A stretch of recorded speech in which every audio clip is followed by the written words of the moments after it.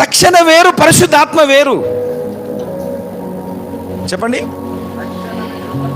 రక్షణ పొందుకోగానే సరిపోలే, అప్పుడు మీరు పరిశుద్ధాత్మ అను వరము పొందెదరు. అంటే ఆయన వరాన్ని ఇవ్వడానికి సిద్ధంగా ఉన్నాడు, ఉచితంగా, బహుమానంగా. ఆ బహుమానాన్ని రిసీవ్ చేసుకోవాలి, తీసుకోవాలి. పరిశుద్ధాత్మ నాకు కావాలి, పరిశుద్ధాత్మ చేత నింపబడాలి.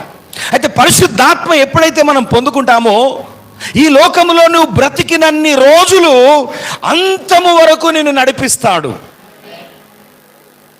రోజు రోజుకు నిన్ను క్రీస్తు యొక్క స్వారూప్యంలోనికి మారుస్తాడు, చెక్కుతాడు నీ లోపల. నువ్వు ఎప్పుడైనా తప్పు చేస్తే వెంటనే నీ లోపల హెచ్చరించడం మొదలు పెడతాడు.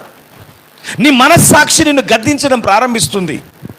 పాపములను గురించి, తీర్పును గురించి, నీతిని గురించి పరిశుద్ధాత్మ దేవుడు నిన్ను ఒప్పింపజేస్తాడు.